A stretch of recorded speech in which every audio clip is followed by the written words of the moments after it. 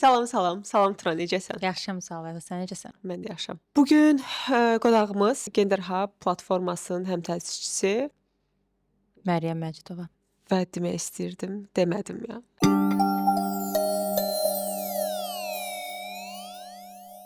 Mənim say bitmir titullar. Məryəm Məcidovadır. Xoş gördük. Xoş gördük. Xoş Necəsiz? gördük. Əla, siz mikrofonu necəsiz? yaxına. Mən də Okey. yaxşıyam, əlayam. Bu gün biz danışırıq. Nədən danışırıq? Yenə mən deyim. Hə, onda Okey. sən. Qadınların əslində səlahiyyətlərinin artırılması vacibliyindən danışacağıq, amma mövzu çox genişdir. Sən də mütəşəkkillikdən. Bəli. Məhz oradan başlayaq ki, bütün təcrübələrdə görürük ki, qadınların bir-birini dəstəkləməsi müxtəlif adlar var da. Sisterhood deyirlər, bir-birlərinə həqiqətən səmimi qəlbdən Bacılıq. dəstək olan, bəli, bacılıq. Bir bacı dəstəyi qədər, yəni əslində dəyərli bir dəstək verən müxtəlif qadın təşkilatları var ki, onlar bir-birlərinə dəstək verirlər və burada hansısa bir fərd özünü yalnız hiss eləmir. Çünki əslində biz tək olduğumuzu düşündüyümüz an zəif olduğumuzu qəbul edirik və mübarizədən geri çəkilirik. Bizdə nə Təklənirik vəziyyətdə? də, yəni. Təklənirik, hə. Bizdə nədir vəziyyət? Uzun illərdir bu sahədəsən. Əslində mən bilirəm, amma mən istəyərəm ki, həm də insanlar bilsinlər ki, nələr edirik və hələ nələr eləməliyik. Çox sağ olun. Hələ uzun gedəcəyimiz yol var. Həmin bu bacalığın, sisterhoodun, ümumiyyətlə həmin o arxanda, yanında Gender həmişə, bərabərliyi mövzusu. bəli, həmişə digər qadınların dəstəyini hiss eləmək üçün hələ uzun gedəcəyimiz yol var. Amma son illərdə biz hiss edirik ki, xüsusən gənc nəsildə həmin bu tendensiya bir-birinə dəstək, bir-birinə qayğı, xoş günlərdə, çətin günlərdə sırf aktivizm mövzusunda, sırf hər hansı bir formada digər qadınları ilhamlandırmaq mövzusunda dəstək hiss edirik. Bu çox yaxşı bir tendensiyadır demək olar, amma hələ istədiyimiz səviyyədə deyil, əfsuslar olsun ki. Yaş da Daha çox çox önəmli. bir-birimizdə səhv axtarırıq, əfsuslar olsun ki, daha çox bir-birimizdə məsələn aqressiyaya yönəlir oluruq, amma məsələn tənqid, təklif başqa cür də ola bilər. Yəni kimisə tənqid etmək bəzən heç də kiməsə nifrət nitqi söyləmək demək deyil. Nifrət nitqidən istifadə etmək demək deyil. Bəzən kiminsə sözün varsa tam fərqli formada, konstruktiv formada o tənqidi vermək olar. Amma bəzən biz o həmin o bir-birini səlahiyyətləndirmək hissəsində əfsuslar olsun ki, əks reaksiya görürük. Kiminsə uğuruna sevinəndə və yaxud kiminsə hər hansı bir formada səhvinə dəstək olub səhvini düzəltmək istəyəndə biraz kommunikasiyada fərqli bir tendensiyalar var. Nələr eləmişik, ondan da danışaq. İndiyənə qədər gələn yol. Dediniz Cəmiyyət ki, olaraq- yolumuz çoxdur, amma indiyənə qədər. Nələr Pozitiv eləmişik? tərəf- Ən tərəfdə də azından baxaq bəli, da, yəni işin. nə qədər yol qət olunub. Ümumiyyətlə sosial medianın olması, gənclər arasında həmin bu xoş məramlı deyək tendensiyaların bayaq qeyd etdiyim kimi çoxalmasının bir səbəblərindən biri də sosial mediadır. Yəni sosial mediada biz artıq onu hiss edirik ki, gənclər bir platforma kimi görür onu. Yəni əvvəl hər bir şey maliyyə tələb edirdisə, səlahiyyətləndirmə bəzən maliyyə tələb etmir. Əslində bir-birinə dəstək sosial media üzərindən də ola bilər bir çox halda. Və biz səsimizi çatdırmaq istəyəndə, hər hansı bir zorakılıq halını ictimaiyyətləşdirmək istəyəndə, hər hansı bir günahkarı təsdiqləndirmək istəyəndə, onu tənqid etmək istəyəndə artıq sosial medianın da gücündən istifadə edə bilirik. Və bu bir yaxşı bir yoldur ki, artıq biz sosial medianı görürük. Biz sosial mediadan qorxmuruq. Bir tənqid platforması kimi görməyə başlamışıq və gənclər olaraq bir-birimizə dəstək olmağa başlamışıq. Bu yaxşı bir şeydir və Gender Hub-ı biz də təsis edəndə bir çox halda sosial mediadan başlamışdıq. Çünki pandemiya vaxtı idi. Pandemiyada biz çölə çıxa bilmirdik, biz görüşə bilmirdik. Fiziki olaraq bir çox halda fəaliyyətimiz yox idi, amma sosial medianın gücündən istifadə etməyə başladıq və müxtəlif kontent yaratmağa başladıq. Məzmun, yəni yaratmağa başladıq və kontent yaradanda da blogerlərə müraciət etməyə başladıq. Digər influencer qismində çalışan şəxslərə, daha çox sözünü demiş psixoloqlar, hüquqşünaslar. Yəni biz hiss etdik ki, danışdıqca bu problemi, həssaslığı izah etdikcə 10 nəfərdən bir nəfərin cavabını ala bilirik. Amma hələ də məsələn bir çox layihələrimizdə, məsələn Gender Hub perspektivindən danışıram. Xüsusən məsələn böyük kampaniyalarda 16 günlük kampaniya var. Bilirsiniz ki, bu dünyada qeyd olunan kampaniyadır BMT tərəfindən. Orada biz tam istədiyimiz nəticəni əldə edə bilməmişdik. Çünki influencerlər olsun, blogerlər olsun, tanınmış şəxslər olsun, bir balaca bu problemi sanki onlara dəymir. Sanki zorakılıq problemi onların uşaqlarına, onların icmasına, onların cəmiyyətinə aid deyil. sanki bu kiminsə problemidir kimi Hansı yanaşılır. kontekstdə bunu hiss elədiniz? Yəni Hansı kontekstdə? influencer kimi mən iştirak eləmişəm, biz Vəfa ilə iştirak eləmişik ümumi iclaslarda da, bölgələrin birinə də getdik. Yəni amma Hə, azlıq hə, da bizə mənə siz- mən onu o cavabı almaq istəyirəm ki, hansı formada oldu, Çox bu hiss oldu, azıq. sayım az oldu. Çox az oldu, say azdır və sizin ikinizin də məsələn resursu limitlidir. Sizdən gələ bir 20 nəfər, 30 nəfər olsun ki, biz bunu daha geniş kütləyə çatdıra bilək. Çünki sizin izləyicilərinizdən başqa bir bloqerin izləyiciləri fərqlənir. Onun çatımlılığı və sizin çatımlılığı fərqlənir. Siz bir dəfə gedə bilmirsinizsə, görün 20 dəfə bunu edə bilsələr, görün nə qədər biz auditoriyaya çata bilərik. Yəni Çünki say az olub, məsələ budur. say və Az insan çatımlılıq, qoşulub. bəli, az insan qoşulub. Yəni məsələn bayaq Vəfa dedi ki, insan nə vaxt özünü, yəni nə vaxt mübarizəyə dayanır, çünki özünü tək hiss edir. Biz fərdlərə görə hələ mübarizəni davam edirik. Sizlər varsınız. Digər 1-2 nəfər ola bilər var ki, biz o mübarizəni hələ də davam Çünki edirik. iclasda çox adam idik. Birinci tanışlıq üçün iclasa getmişdik, kampaniya iclasına. Kifayət qədər Bəli, influencer var idi. bəli. Mənə ona davamını əlbəttə mən ancaq öz hissəmizi gördüm. Ona görə Hə, maraqlıdır ki, əslində ilkin görüşdə gələn Yəni, bəli, izləyicilər kifayət İlkin görüşdə qədər- gəlmək və daha sonra onu həyata keçirməklə böyük fərq var, uçurum var idi. Yəni ilkin görüşə hamı gəlir təbii ki, tanışdıq üçün, amma bunun sonra commitmenti var, məsuliyyəti var onun üzərində İcrası götürməyi. var. Bəli. Və bir çox halda biz hiss edirdik ki, insanlar pozitiv notlardan danışmaq istəyir. Yəni nətər deyim, kontekst olaraq düşünürlər ki, niyə pozitiv notlardan danışmayaq? Və mən də razıyam. Yenə də bərabərini təbliğ edəndə biz pozitiv məsələlərə toxunmalıyıq. Necə edək ki, daha yaxşı olsun, amma problemləri danışmamaq olmur. Yəni mütləq problemlərdən də danışmalıyıq ki, insanlarda fərqindəlik yaransın. Awareness çox aşağıdır. Məsələn, dövlət qurumlarında, şirkətlərdə çalışan bir çox rəhbər vəzifəsində olan qadınlar düşünürlər ki, erkək nikah problemi Azərbaycanda artıq mövcud deyil. Çünki hərə öz barədə bizdə perspektivindən bir danışır. Bəli. sən bir kampaniya eləmişdin, video çəkmişdin, onun da altına şərhlərdən Bəli. başa Biz düşdük məsəl ki, üçün kifayət qədər insan düşünür ki, Azərbaycanda erkən nikah bəli, yoxdur. aktual mövzu deyil idi. Hətta nə var ki, burada lap yaxşı, 16 yaş, 5 il əvvəl. 5 il əvvəl. 16 yaşında ailə qurub xoşbəxt olan nənələrimiz də var, deyənlər var idi. Belə bir atalar sözləri nümunə kimi gətirirlər ki, bir tez gedən udar, bir də tez Bir səhər tez duran, bir ərə tez gedən. Hə, yəni elə düşünənlər də var, amma bu problemin ikinci tərəfidir. Birinci tərəfi odur ki, problemi ümumiyyətlə yəni problemin olmamasını demək. Yəni harda İnkar görürsüz? eləmək. İnkar eləmək. Əslində inkar edənlər də yetəri qədər var idi o kampaniyada. Kifayət qədər idi. Mən bildirənlər- siz dediniz o xatırlayıram. Bildirənlər var idi ki, Azərbaycan çox aktual mövzu deyil bu. Yəni halbuki Hətta yetəri bəzən hype tutmaqda belə günahlandırıla bilirsən. Bəli. Ki, bizdə belə bir problem yoxdur, niyə hype tutursunuz? O zamanlar hype sözü məşhur deyildi, amma onun kimi bir reaksiya ilə Reaksiya var qarşılaşmışdı idi. Vəfa. Və ümumiyyətlə bunu biz tendensiya kimi görürük ki, sırf məsələn mən bir qadınamsa, mən bir uğura nail olmuşamsa, deməli bunu hamı edə bilər düşüncəsi yaranıb cəmiyyətdə, amma bu belə deyil. Bunu etmək üçün 5 prizma var ki, bu olmadan biz həmin insanlarla özümüzü müqayisə edə bilmərik. Birincisi məkandır. İkincisi hüquqlarımızdan xəbərdar olmağımızdır. Üçüncüsü dəstəyin olmasıdır. Dördüncüsü imkanın olmasıdır və imkanlara çıxışın olmasıdır. Bu axı hər qadına verilməyib. Mən Bakıdayam, siz Bakıdasınız və bizim imkanlar avtomatik olaraq çıxışımız daha çoxdur. Hüquqlarımızı necə bilmişik? Çünki həyatımızın müəyyən hissəsində müəyyən mühitlərdə olmuşuq. Yoxsa hamımız klassik Azərbaycan ailələrindən çıxmışıq, aşağı yuxarı. Daha sonra mühitimiz fərqli olub, daha sonra həmin bu mühit fərqli olub deyə hüquqlarımızı bilməyə başlamışıq.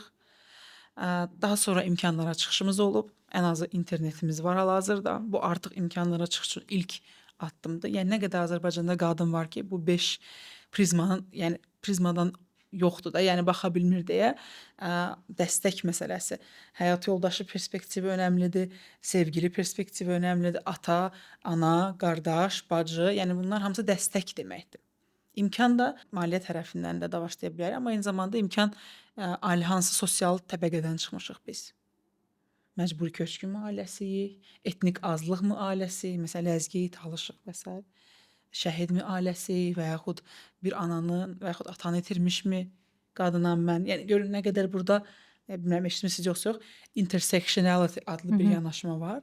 intersectionality nədir? Yəni bir fərdin formalaşmasıdır və gələcəkdə həyatda yer tutmasında hansı onun sosial Amillər tərəfi var, amillər var. Yaşadığımız məkandan tutmuş böyüdüyümüz ailəyə qədər, yəni bunlar hamısı təsir edir. Bizim dediyimiz o imkanlardan çıxışa əldə etməyimizə, hüquqlarımızdan istifadə etməyimizdə və s. Və erkən nikahlarla bağlı çox vaxt deyirlər ki, özü istəyib. İstəyibsə İstəyib, istəməsi problemdir. Zaten İstəməsi problemdir, budur ki, bəli. yəni Belə niyə buna yönləndirilib onu tərs. aşılanmayıb? Bu niyə ona təhsili vacibliyi aşılanmayıb? Niyə ona bunun qeyri-qanuni olduğu aşılanmayıb? O sabah, yəni bu gün yetəri qədər 18 az yaşlı evlənib nikaha girməyən qadınlar var ki, sonradan da onlar nikaha almırlar. Erkən evlilikdir, deyirlər ki, tamam, yaşı çatanda nikaha alarıq. Sonra qalır. Nikaha almırlar və sonrası da bəli, çox təəssüf. Bəzi hallarda uşaq olanda qızlar orada bir problem yaranır, məcbur olurlar, nikaha girirlər. Uşağın qeydiyyatı. Hə, bəzi ailələr var ki, hətta uşağı belə yəni ananın üstünə qeydiyyata alırlar və heç bir hüquqları sonradan qorunmur. Axı o 16 yaşında sadəcə fikirləşir ki, ailə quracaq, evlənəcək, toyu olacaq, Ayrı ona evi olacaq, hədiyyələr ayrı mətbəxi gələcək. olacaq. Bəli. Hə, o hədiyyələr gələcək. Həyəcan var, amma o fikirləşmir ki, onun hüquqları tamamilə Çünki evdə tamam fərqli narrativlə böyüyür də. Bəli, Yəni Bəli. xoşbəxt olasan deyəndə Azərbaycanda nə deyirlər? bəli. Ərə gedəsən. Yarı yasan. Yarı yasan Hə. uşağın olsa, yəni Ha, bu 13 limitin yaşı olanda çərçivəsində artıq deyirlər ki, toyuvu görək. Yəni 13 yaşı var, bir demirlər ki, diplomuvu görək, nə bilim, uğuruvu görək, bir vəzifədə olasan, bir işdə olasan, faktiki peşə olaraq sahibi olsa xoşbəxt dil baş. hə, xoşbəxtlik qəşəng bir işin gücün perspektivdən olsun, bəli. çatdırmırlar, bəli. Qəşəng bir işin gücün olsun, öz pulunu qazansan. Bunlar heç biri deyilmir axı. O deyilir ki, xoşbəxt olasan. Təbii ki, 16 yaşında qız ərə getməyi istəyir. Yəni burada Başqa seçim biraz da yoxdur şey çünki. var. var. Bütün məsələ orasındadır ki, Məryəm, nəyə diqqət edirəm? Bütün situasiyalar danışsa, bütün gün hatırlar o 16 yaşlı uşaq o özü istəyirdi. O bu qədər Könlü rahatdır. istəyirlər, hə. Bəli, bu qədər rahatdır, yəni bütün problemi üstünü örtmək ki, özü istəyib. Özü istəyibsə olar da demək ki. Ümumiyyətlə bizdə cəmiyyətdə belə bir nüans da var ki, zərərçəkmişi günahlandırmaq çox aktual bir mövzudur. Hər bir halda Zərərçəkmişdir. zərərçəkmişi günahlandırmaq. Bu ingiliscə konsept olaraq victim blaming gedir. Fərqi yoxdur, zorakılığa məruz qalıbsa, öldürülübsə, Qurbanın günü erkən hazırlanır. nikah məsələsində də hər bir şeydə qurbanın üzərinə atılır, yəni zərərçəkmişin üzərinə atılır və çox vaxt erkən nikah cinsi zorakılıq nəticəsində də olur ki, nəyisə ört-basdır eləmək məqsədindən əksinə zorakılığı günahlandırmaqdansa, zorakılığı törədəni cinayət məcəlləsinə uyğun olaraq məsuliyyətə cəlb etməkdənsə ört-basdır ancaq erkən nikahla edirlər. Və elə bir statistika var Azərbaycanda ki, son ildə 2022-ci ildə erkən nikahı necə qeydə ala bilər? Yalnız Doğumla. qeyri-rəsmi doğumla, məsələn 18 yaşa qədər dünyaya uşaq 84 uşaq gəlib dünyaya. Yəni 84 erkən hamiləlik кейsləri var 18 yaşa qədər, 14, 15, 13, 16, 17. Yəni bu halda da biz görürük ki, yəni molla kəbri ilə, yəni el adəti ilə kəsilmiş bir nikahın nəticəsidir. Təbii ki, içində zorakılıq keysləri də var. Yəni istənilməyən uşaq, istənilməyən hamiləlik və s. amma həm də erkən nikahın özü də müşahidə olunur. Bir də qohum evlilikləri də bizdə çox geniş yayılmış bir mövzudur. Əfsuslar olsun ki, mal-mülkün ailədə qalması üçün, qıraq qanın qatışmaması üçün sanki bir padişah ailəsi olduqlarına görə, yəni belə bir tendensiya da var ki, ailədə qalsın Mal-mülk, 2 dənə ev. və ona görə də torpaq və s. və ona görə də bu hallarda əfsuslar olsun ki, yaşanır. Yaxşı halda. Deyiləm. Bizdə hətta yəni əmmi uşaqlarını belə alırlardı. Bu ümumiyyətlə genetik olaraq bu ayrı mövzudur, başqa bir mövzunun. Hər üçüncü ailədən soruşsan, deyir ki, anam xala oğlu, xala qızıdır, əmi oğlu, əmi qızı birazdan ki, okey. Yəni əfsuslar olsun ki, bu böyük travmadır uşaqlar üçün də. Amma tendensiya var və bunda biz təbii ki, buna da qarşıyıq və biz öz təşkilatımızın nəzdində də erkən nikahlar danışanda mütləq qohum evlilikləri də əhatə edirik. Bu əslində həm də bir növ limitləmədir əslində qadınları. Adətən qadınlar heç bir azadlıqları olmur, kənara çıxmırlar, kənar insanlarla ünsiyyətdə olmurlar. Yəni iki tərəf də buna razı olur. Burada iki tərəf də razı buraxılır buna, yəni məcbur buraxılır. Məcbur təbii ki, Bəli, razı. məcbur razı Məcbur buraxılır. razılıq, hə, Bəli, başqa məcbur razı başqa buraxılır. şansım yox Bəli. idi. Onsuz da söz vermişdilər və mən ailə qurdum. Yəni özüm istəyim, öz hisslərim və yaxud öz hörmət bəslədiyim, sevgi hiss etdiyim insanlar və yaxud maraqlarım toqquşduğu insanlar yox, məhz ailənin mənim üçün istədiyi şəxslər. Təbii ki, bu da səlahiyyətləndirmənin qarşısını alır, çünki insanlar öz həyatına qərar verə bilmirsə, biz hansı səlahiyyətləndirmədən danışa bilərik? İnsan öz hisslərini əsasında və yaxud öz emosiyaları idarə etmək kimi bir haqqı yoxdursa, onda səlahiyyətləndirmə, yəni artıq biz insanların əmək bazarına çıxmağından, insan hüquqlarının istifadəsindən danışa bilmirik. Çünki ən basic, yəni ən əsas insan hüquqları hansı ki, onun azadlıq və azad seçimlərdir. Bunlar olmayandan sonra hansı səlahiyyətləndirmədən danışa bilərik? Təlimlərimizdə dediniz, qeyd eləyirik. Auditoriya necə seçilir? Niyə görə bu sualı verirəm? Bəzən olur ki, biz oturuq danışırıq, özümüz özümüzə danışırıq, özümüz eşidirik də, danışdığımız auditoriyada hamısı çox bilinçli auditoriya olur, amma əslində biz oturub problemi müzakirə edirik ki, bizdə bu belədir, belə olsa daha yaxşı olar. Bəs təlimlərinizdə maarifləndirmə zamanı auditoriya necə təşkil olunur, hardan təşkil olunur? Bu barədə çətinliklər varmı?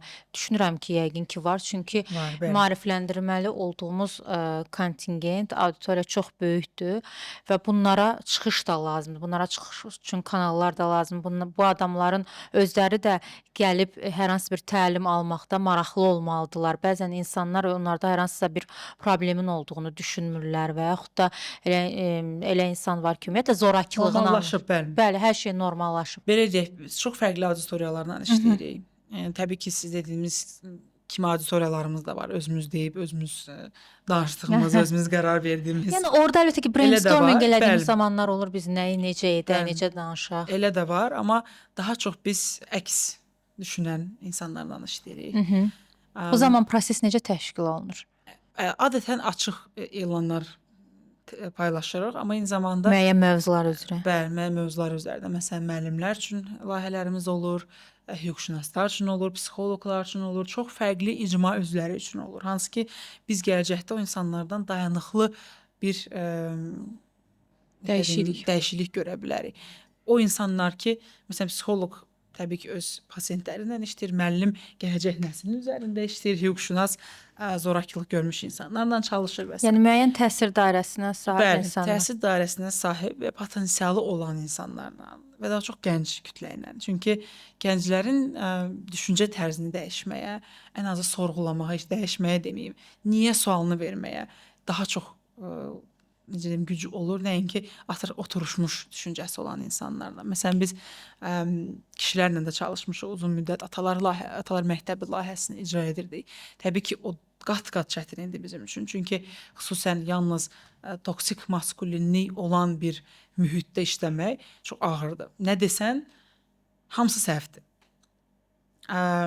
Amma çünki orada məsələn şofer də kütləsi var, taksi şoferi də var idi, müəllim də var idi, bağban da var idi. Hər cür sosial təbəqədən olan insanlar var idi orada. Hansı ki, iqtisadi baxımdan məsələn güclü idi, eyni zamanda yox güclü deyildilər.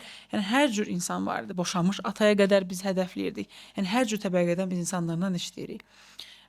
Çətinlik mental sağlamlıq baxımından çox böyük olur bizdə. İstər komandamız, istər könüllülərimiz, istər bizlə işləyən şəxslər, peşəkarlar. Çünki bəzən o nifrət nitqini udmaq bir təlimçi olaraq, bir sosial bir işçi olaraq mı deyim, çətin olur. Düzdür, biz bunu şəxsiləşdirməməyə çalışırıq. Peşəkar baxmağa çalışırıq. Amma nə qədər də olmasa biz gördüyümüz işə çox inanırıq. Və sən gördüyün işə çox inananda və aşırı nifrət nitqi qəbul edəndə istər-istəməz bu bizim ümumi mental sağlamlığımıza təsir edir. Psixoloji sağlamlığımıza təsir edir. Amma dediyiniz digər məsələn proseslə bağlı biz öz adımızı hab qoyduğumuza görə bir çox halda biz icma işini dəstəkləyirik və bizim üçün önəmli olan odur ki, layihələrimizdə həmişə dayanıqlıq olsun. Məsələn, müəllimlər üçün təlimlər olursa, mütləq bizim təlimimizdən çıxıb müəllim öz hədəf kütləsi üçün nələrsə etməlidir. Hüquqşünasla işləyirsə, mütləq o hansı bir кейs üzərində işləməlidir. Psixoloqdursa hansı bir case üzərində işləməlidir. Sosial işçidirsə hansı bir ailəyə, xüsusən də qadınların əziyyət çəkdiyi bir ailəyə dəstək olmalıdır. Bu ola bilər fərqindəlik kampaniyası keçirsin, bu ola bilər kiməsə dəstək olsun, bu ola bilər özü də təlim keçsin, uşaqlarla söhbət aparsın, bir müzakirə təşkil eləsin, bir fərqindəlik yaratsın. Bu bizim həmişə şərtimiz olur layihələrimizdə. Yəni dayanıqlıq prinsipi bizim üçün yəni əsas Və bu dəyərlərdən biridir. nəticələr ölçülə bilən olur əsas məsələ. Biz onlarla əlaqədə oluruq, mütəmadi olur. Məsələ olmur ki, təlim oldu, sağollaşmırıq. Çünki biz onu icmanın üzvünə çevirmək istəyirik. Sabah məsələn sosial mediada olan layihələr öz yerində, amma hər hansı bir müəllimənin öz WhatsApp storiesində paylaşılan və yaxud öz tanışına deyən kommunikasiya daha təbii ki effektiv olur. Çünki fərdə inanır artıq. Vəfa deyir deyə müraciət edir, Məryəm deyir deyə müraciət edir. Gedir ha bu səhifəsində görüb deyə yox. Çünki bu çox onun üçün güvən verici deyil. Güvən ancaq fərd face to face, yəni insanlara verəcəyi mesajlardır. Ona görə də biz icma səviyyəsində işləməyə üstünlük veririk. Təkcə sosial media üzərindən deyil. Biz bilirik əslində təşkilatlanma vacibdir, amma təşkilatlanma üçün hal-hazırda hansı imkanlar var və hansı maneələr var?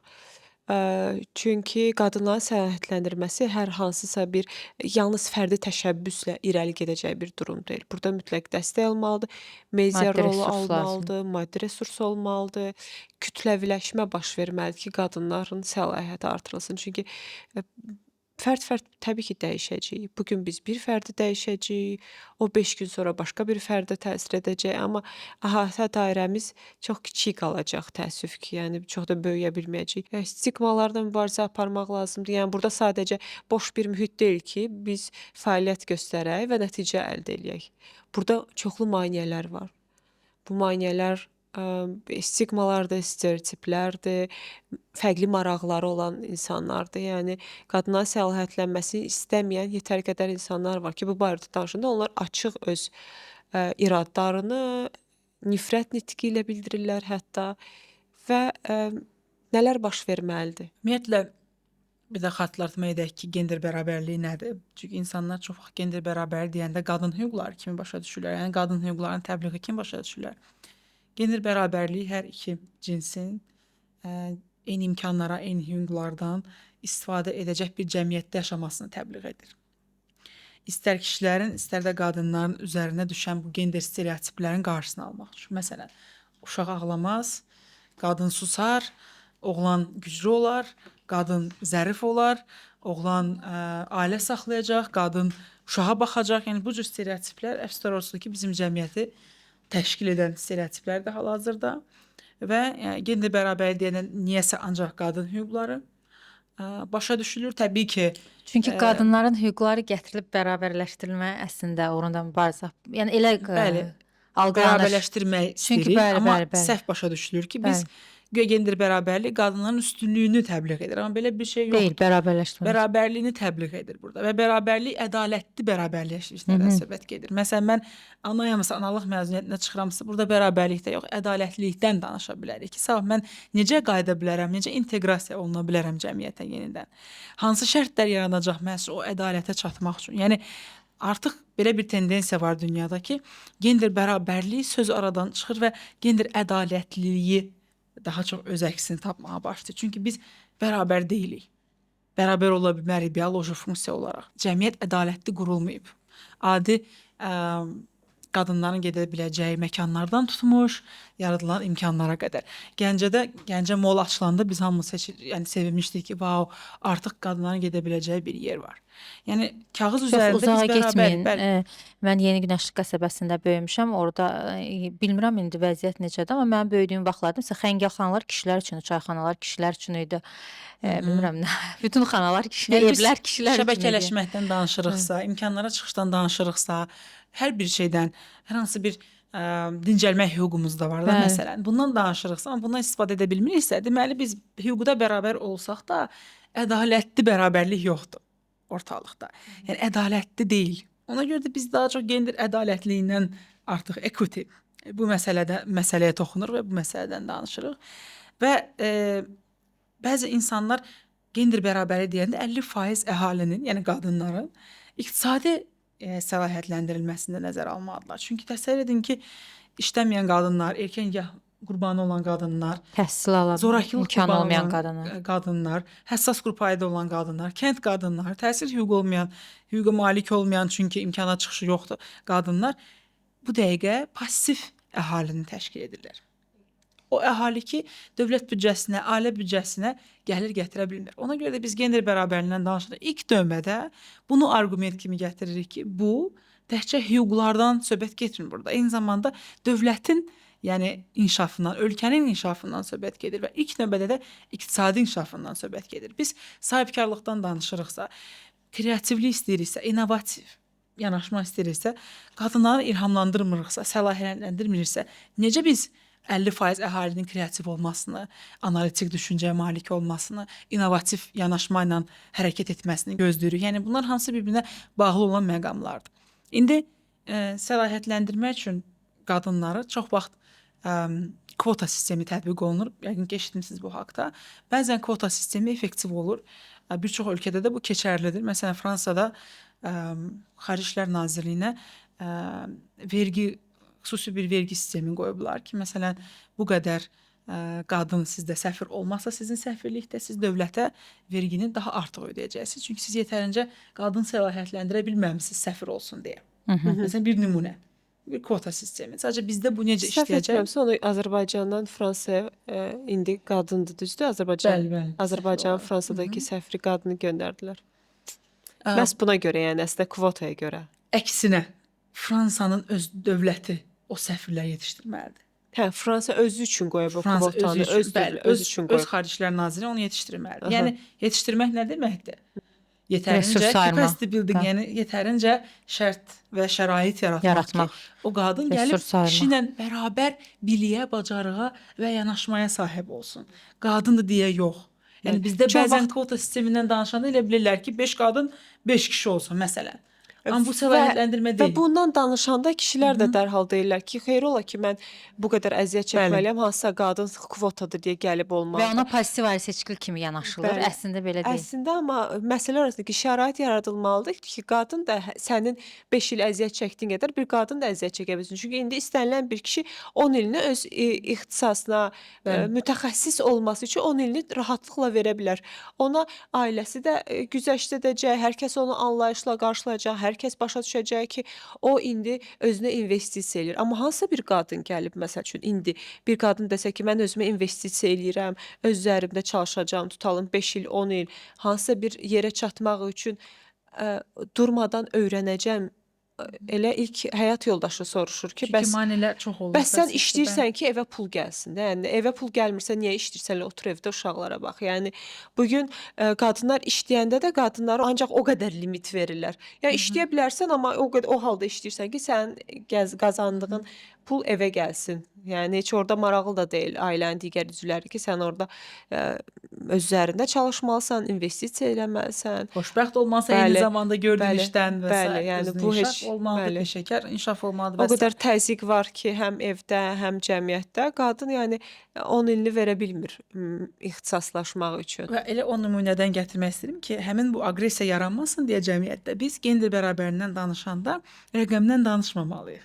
Biz konkret səlahiyyətləndirmənin reallıqlarından danışmalıyıq ki, okey, 5 qadın 5 kişi, bəs o 5 qadın 5 kişi qədər biliklidirmi, bacarıqlıdırmı və o maneələri necə aradan qaldıraq? Yəni bizim dövlət qurumlarında, şirkətlərdə bəzən gender bərabərliyindən mövzu açılanda, söhbət açılanda deyirlər ki, bizdə məsələn qadınlar çoxluq təşkil edir işçi kimi. Ola bilər işçi kimi çoxluq Bəli, təşkil edir, amma yəni- bu xidmət sahəsidir. Və yaxud bu İdarə adi edici. idarə edici və yaxud doer məsələsindədir. Məsələn, nə dedilər, onu elədim. Yəni səlahiyyətli Yəni səlahiyyətli bir kadr deyil orada. Və yaxud heç bir qərar vermədə, heç bir innovativ yanaşmada iştirak etmir. Və çox vaxt onun rəhbəri kişi olur. Və nə təşəbbüskarlıq qədər qadın var ki, deyir ki, məsələn mənə şöbə müdürlüyü təklifi gəlmiş, amma mən getmədim çünki o dəstəyi hiss etmədim. Evdə deyəcəkdilər ki, karyerasının üstünü tutur. Karyerada da hər bir səhvim olanda deyəcəklər ki, yəqin ki, ana idi. Yəqin ki, evdə uşağına baxırdı, ona görə işinə fokuslana bilmirdi. Amma kişi bu səhv edəndə qadına bu sözü demirlər.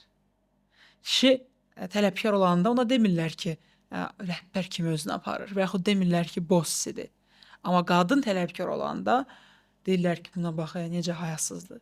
Halbuki kişi də bunu edirdi də, niyə ona onu demirdi? Eyni şeydə qadının səhvlərini daha çox analıqla bağlayırlar və yaxud boşanmış olduğu ilə və yaxud subay olduğu ilə. Niyəsə görə qadının statusu daha çox önəmli olur karyerada. Heç kişi o səhv edəndə və yaxud uğuru qazananda demirlər subaydı yoxsa yox. Heç demirlər ki, uşağı var Gənc, yoxsa yox. ümumiyyətlə gənc bir kişi hansısa bir vəzifəyə gələndə heç bir halda onun nə gənc olması, nə evli Nə olması, nə statusu. olması, yalnız əhsən sözü eşidilir. Əhsən. Bəli. Amma qadın bir vəzifəyə gəldisə, 15 dənə ən azı kriteriada o müzakirə olunur. Bəli. Və qadınlar bu müzakirənin hədəf nöqtəsinə çevrilməmək üçün də belə bəzi hallarda geri çəkilirlər, geri otururlar ki, "Ay bu sözləri eşidəcəm, o bunu deyəcək, bu bunu deyəcək, ürək bulanacaq." Və əksər hallarda da bu söhbətləri əslində edən biz qadınlarıq. Yəni deməyəcəm ki, bunu kişilər edir. Mən də elə bu məsələyə gəlmək istirdim. Bu niyə olur sualını vermisiniz yəqin ki, niyə məhz qadınlar Təəssüf ki, olur demək olur, istəyirəm. hə. Necə eləyək ki, Biz olmasın da bunu demək istəyirəm. İlkin səbəbini bax danışaq, səbəbi niyyədir? Niyə bu baş verir? Və bəzən bunu hətta cəmiyyətdə kişilər də bunu deyir, qadınlar da deyir ki, elə qadının düşməni qadındır. Qadındır. Mən razı deyiləm bu məsələ ilə. Niyə Əslində görə? toksik mühitdir. Bunu Toksik mühitdir, hə, və travmalardır. Qadınların travmalarıdır və bu qaynanalardan başlasaq, baldızlardan başlasaq və s. xüsusən də məsələn qaynanaların törətdiyi zorakılıq və s.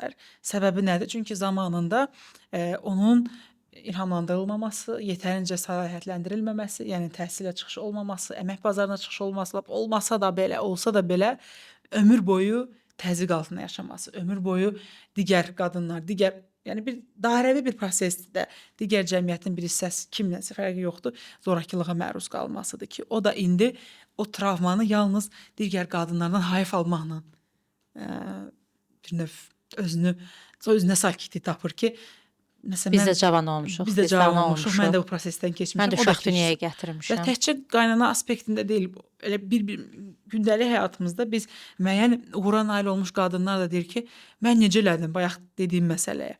Qoy o da o əziyyəti çəksin.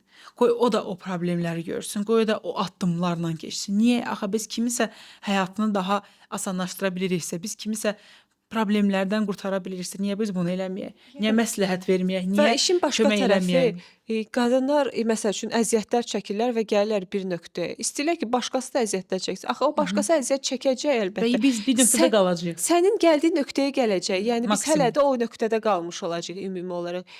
Yəni ümumi qadın mövqeyindən yox, yalnız fərdi mövqedən baxırlar. İşin Çox çətin. fərdi və bu travmaların da nəticəsidir ki, özgüvəni, self-esteem, özünə o tanımağı, özgüvəni, Özün dəyəri. özü dəyərini məhz o ilə başa düşür ki, mən kiməsə əziyyət verim, qoy kimsə o prosesi yaşasın, toksikliyi yaşadıb, O da yaşadı.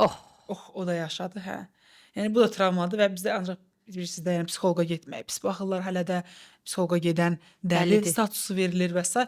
və hələ də qadınlar özünə rahat hiss etmir ki, getsin o travmalarına. Birincisi travmalar haqqında fərqindəlik olsun, daha sonra travmalarla mübarizə aparsın, daha sonra cəmiyyətə qaytarsın. Çünki cəmiyyətə qaytarmaq bu ən son addımdır burada. İnsan birinci özünü başa düşməlidir, özünü tanımalıdır.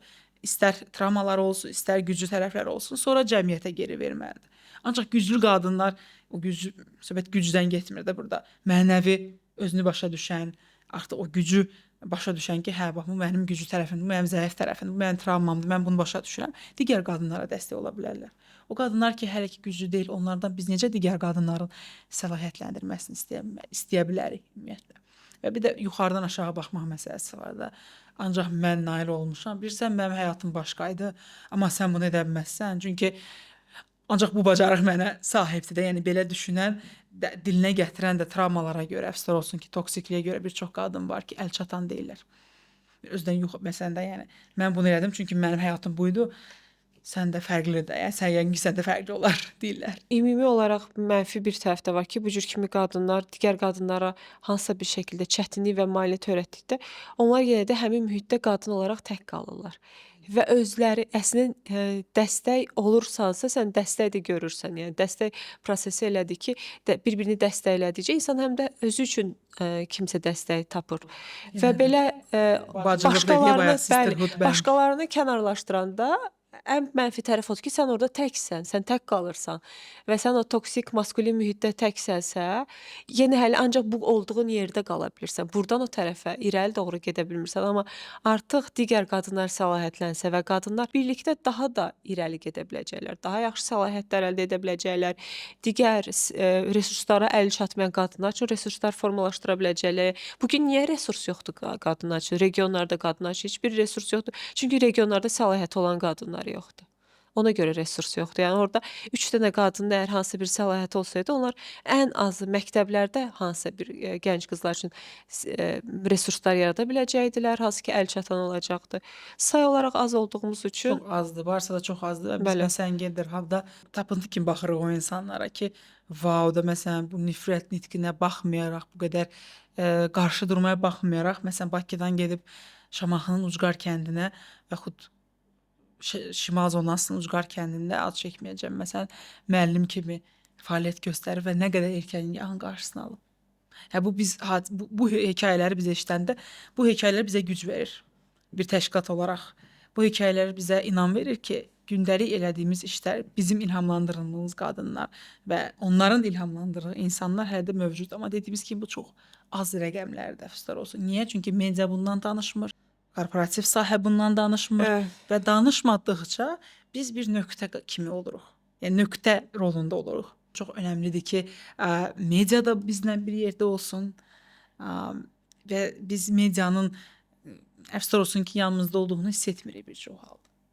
Media elə bir ki, əks gedir bizə. Məsələn, medianın yayımladığı məlumatlar var. Zorakılıq törədəni orada törədənə bəraət qazandırır. Məsələn, yazır ki, qardaş bacını namus üstünə öldürdü. Qadın sürücü kimisə öldürdü. Yəni burada yenə də nə qədər stereotip dolu, nə qədər səhv yöndə gedirik biz. Biz sosial mediada bir şey təbliğ edirik. Amma televiziya, radio və digər sosial şəbəkələrdə yəni fəaliyyət göstərən kanallar tamam fərqli bir şey təbliğ edir və qadınların gender bərabərliyi təbliğ edəndə də qadınlara daha çox zərif bir məxluq kimi, insan kimi, gül, çiçək. 8 Martda radioda maşında gedirəm, radioda müzakirədir.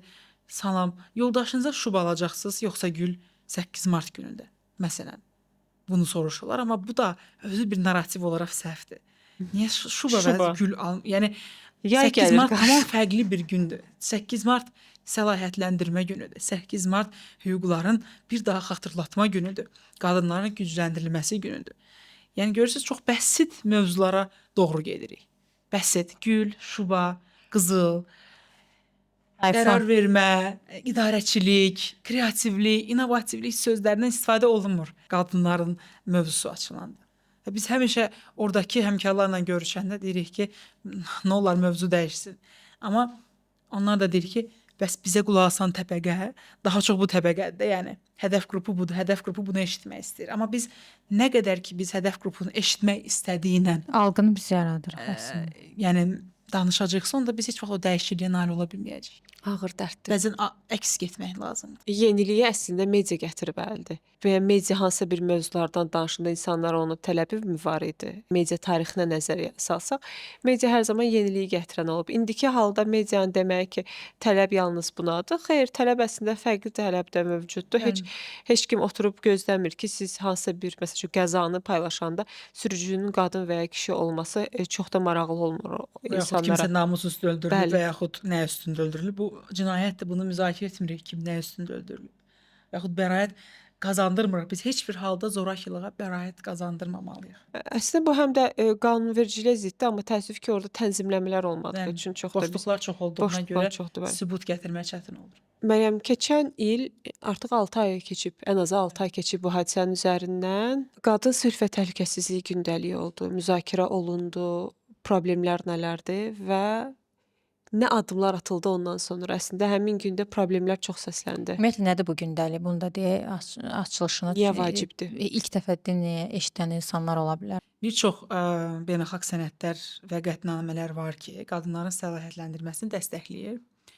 Onlardan biri də 1325 sayılı BMT-nin 1325 sayılı qətnaməsidir. Artıq 2000-ci ildən bir çox ölkə tərəfindən imzalanıb və milli fəaliyyət planı da qəbul olunub və xüsusən o ölkələrdə, o dövlətlər tərəfindən imzalanır ki, orada konfliktlərin, yəni müharibələrin, eyni zamanda mübahisələrin olduğu bir yerdir və biz də təbii ki, Qarabağ məsələsindən çox əziyyət çəkmiş bir əhali olaraq bu qətnaməni imzalamışıq. Amma əfsuslar olsun ki, hələ də fəaliyyət planı qəbul olunmayıb. Fəaliyyət planı özü hazırdır və illərdir o müzakirə olunur, amma faktiki olaraq hələ ki büdcə ayrılmayıb milli fəaliyyət planına. Və milli fəaliyyət planı əsas 4 prizindən yanaşır qadın sülh və təhlükəsizlik gündəliyinə. Bunlardan biri deməli qarşısının alınmasıdır, yəni preventiv tədbirlərdir. Digər məsələ protectiondur, yəni qorunması. Üçüncü məsələ burada partnership və policy development. Bu nə deməkdir? Əməkdaşlığın və tərəfdaşlığın olması qadın gündəliyi üçün və dördüncü məsələ də burada prosecutiondur. Bu nə deməkdir? Kim ki bu zorakılıq və yaxud da ədalətsizliyi törədibsə, onların bir növ qanun qarşısında cavab verməsidir. Həmin bu 4 perspektivdən biz yanaşanda qadınların qorunmasından danışırıq. Yəni müharibə zamanı və yaxud konfliktlər zamanı qadınların hüquqlarının, təhlükəsizliyin qorunması, eyni zamanda digər aspekt prizma burada participation prizmasıdır. Yəni qadınların birbaşa iştirakçılığıdır. Bu nə deməkdir? Qadınların özünün qadın sülh və təhlükəsizlik gündəliyə birbaşa təsir göstərməsidir. Məsələn, qadın necə təhlükəsizlikdə iştirak edə bilər? Məsələn, qadın polislərin olması, qadınların hər hansı bir formada dövlətin təhlükəsizlik siyasətində birbaşa iştirak etməsi. Qadın necə sülh prosesində iştirak edə bilər? Qadın məsələn yenidən qurma işlərində, bilirsiniz ki, hal-hazırda Qarabağda yenidən qurma işləri gedir. Birbaşa yenidən qurma işlərində iştirak edə bilər. İnfrastruktur necə qurulmalıdır? Kommunal məsələ necə olmalıdır? Məktəblər necə qurulmalıdır? Ümumi sosial rifah necə olmalıdır? Qadınların fikri nədir? Bu nəzərə alınmalıdır. Qadın gündəliyi isə burada qadınların səlahiyyətləndirilməsi deməkdir. Ümumi iştirakçılığı deməkdir ki, necə edək ki, qadınlar qərar vermədə iştirak eləsinlər. Dediyimiz kimi bayaq xidmət sayəsində qadınlar çoxdur. Bunu bilirik. Amma əfsuslar olsun ki, birbaşa qərar vermədə qadınların çox az səsi eşidilir. Ən böyük şirkətlərdə də belə, dövlət qurumlarında da belə bir masa arxasında biz bir qadın görərik ya da görmərik. İlk sıralarda bir çox qara kostyumda olan kişilər əyləşir. Hər bir halda, yəni biz hiss edirik ki, bu gündəlikdə hələ də qadınların birbaşa rolu çox aşağıdır. Və əgər milli fəaliyyət planı qəbul olunarsa, bilavasitə qadınların bu fəaliyyət planında iştirakını biz görəcəyik. Necə görəcəyik? Məsələn, fəaliyyət planı deyəcək ki, qadın polislərin sayın artırılmasında peşə seçimi istiqamətində məktəblərdə xüsusi bir təlimlər keçirsin qızlar üçün. Bu bir. İkinci necə səlahiyyətləndirmə ola bilər? Kvota sistemi, amma capacity buildinglə, yəni elə belə 5 qadın 5 kişi yox. Yəni biz necə edək ki, səlahiyyətləndirmə prosesində qadın artıq kişi qədər bilikli və bacarıqlı olsun. Sonra sülh prosesində, yenidən qurma işlərində qadınlara necə sorğu aparaq, qadınlarda necə görüşlər keçirək, onların birbaşa müəyyən bir prosesləri necə cəlb edək ki, qadın hiss eləsin ki, onun sözü artıq keçərlidir. Onu heç keçərli də olmaz, nəzərə alınır, dinlənilir, nəzərlidir qadın perspektivi. Yəni qadın sülh və təhlükəsizlik gündəliyi məhz bunu təbliğ edir. Və təbii ki, buna büdcə ayrılsa, istər-istəməz dövlət qurumları artıq bu istiqamətdə daha geniş fəaliyyət göstərəcəklər. Çünki birbaşa hesabat verəcəyi büdcəsi var. Amma hazırda bu gündəlik aktual olmadığına görə də bir çox dövlət qurumları da buna ciddi yanaşa bilmir. Müzakirə, yəni hələ ki nəticəsiz qalıb. Müzakirə olundu bu gündəlik. Müzakirə olunur və pozitivliyə doğru gedir artıq. Ümid edirik ki, payız aylarında milli fəaliyyət planı qəbul olunur və biz artıq dövlət qurumları ilə birgə fəaliyyəti genişləndirə bilərik. Hələ ki müzakirə mərhələsində. Burada səhv etmirəmsə bir neçə qadın təşkilatı birlikdə fəaliyyət göstərəcək artıq. Bəli, bir neçə qadın təşkilatı ümumiyyətlə bunun advokasiyasını, yəni təbliğatını aparır. Biz də təbii ki, bu təşkilatlardan biri və məqsəd odur ki, bu təşkilatnama olsun ki, daha kütləvi fərqindəlik yarada bilər. Çünki yalnız biz bunu etsəydik, təbii ki, bu qədər səs yaya bilməzdi bu gündəlik. Ona görə önəmlidir ki, hər yaş təbəqəsindən, fərqli fəaliyyət istiqamətində fərq yoxdur. Məsələn, kimsə qadın hüquqlarına məşğuldur və kimsə qadın sahibkarlığı ilə məşğuldur. Yenə də bunlar hamısı qadınların gücləndirilməsinə töhfə verən bir prosesdir. Ona görə çox önəmlidir ki, biz bu sahədə də bir olaq. Çox dolğun söhbət oldu və konkret və dolğun. Biz əslində çox sual verə bilmədik bu gün. Bir sual verdik. Və bir Detallı sualın danışdıq. növbəsində 2-3 sual cavablandı. Ona görə çox təşəkkür edirik gəldiyin üçün. Siz də çox sağ olun. Həm də Bilirsən, fəaliyyətin üçün. bir də nə demək istəyirəm, nədən qaynaqlanır? Bu elə sahədir ki, ya bu sahədə danışırsan, sadəcə danışırsan, ya da bu sahədə həqiqətən fəaliyyət göstərirsən. Əgər sən həqiqətən fəaliyyət göstərirsənsə, danışacağın söz də, yəni tutarlı və lakonik olur. Bu gün belə söhbət elədik. Çox sağ Çox sağ olun. olun. Siz də sağ olun. Gəldiyin üçün də çox sağ ol, fəaliyyətin üçün də çox sağ ol. Çox sağ olun. Növbəti Podkastda. layihələrə ümid edirəm. Bizim də dəstəyimiz qismət olar, yəni bacardıqca. Mən də onu demək istəyirəm ki, çox sağ olun ki, Gender Hub-a dəstək olursunuz. Bilirəm ki, vaxtınız limitlidir, amma ona baxmayaraq sosial məsələlərə vaxt ayırırsınız. Ona görə də həmişə ilk yazdığımız insanlar siz olursunuz. Bizə də xoşdur. Bizə də Çox sağ xoşdur. Sağ olun.